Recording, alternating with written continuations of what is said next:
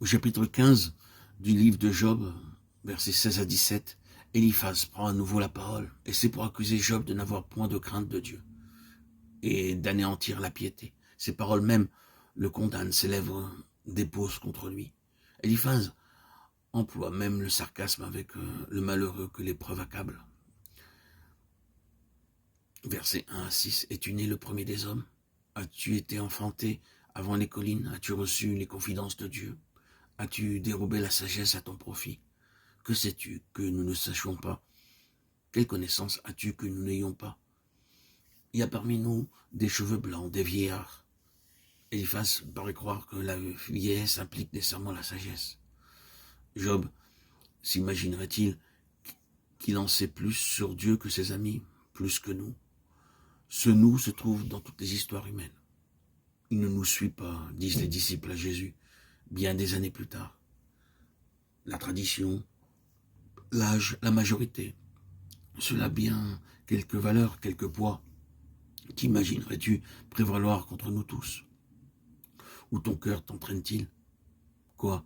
C'est contre Dieu que tu tournes ta colère? Car Dieu est avec nous. Les consolations de Dieu que nous t'offrons te paraissent-elles peu de choses? Ainsi que les paroles qui, doucement, se font entendre. Puis Eliphaz répète ce qu'il a déjà dit, c'est que l'homme ne saurait être juste devant Dieu, pour qui même les cieux ne sont pas purs. À combien plus forte raison, l'être abominable et pervers, l'homme qui boit l'iniquité comme l'eau.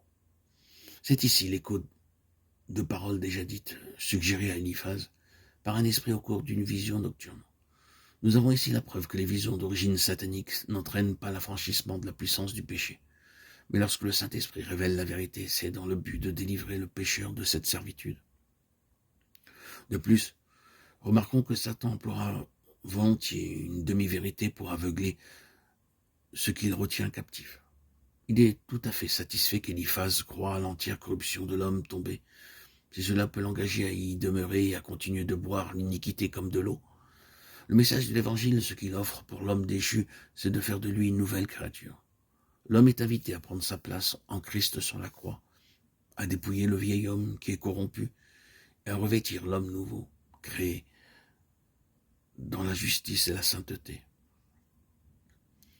En obéissance à l'enseignement qu'il avait reçu de Dieu, Job avait offert des holocaustes, des sacrifices.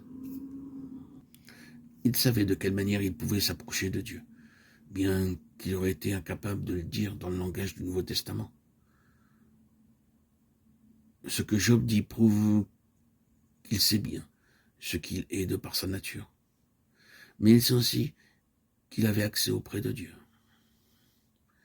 Et il a en son cœur le témoignage d'avoir marché devant Dieu, dans l'intégrité et la vérité. Il sait enfin que Dieu l'a gardé de tomber dans le mal. C'est cette confiance de Job que ses amis ne peuvent comprendre ni accepter, car son expérience et sa connaissance dépassent les leurs. Eliphaz va donc répéter à nouveau, d'après la tradition, quel est le partage du méchant, de celui qui lève la main contre Dieu. Le méchant passe dans l'angoisse tous les jours de sa vie. La voix de la terreur retentit à ses oreilles. Il ne connaît pas le bonheur, il manque de pain, il n'habite point une paisible demeure, il n'a point de richesse. Il est comme ces arbustes dépouillés avant l'heure de la récolte. Bref, il n'y a pour lui que détresse, angoisse et ténèbres, parce qu'il a bravé le Tout-Puissant. Alors Job répondit, « J'ai souvent entendu pareille chose, vous êtes tous des consolateurs fâcheux. » Chapitre 16, verset 2.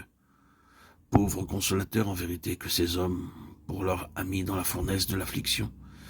Si vous étiez à ma place, si j'avais votre âme à la place de la mienne, moi aussi je pourrais parler comme vous et secouer la tête comme vous, dit Job.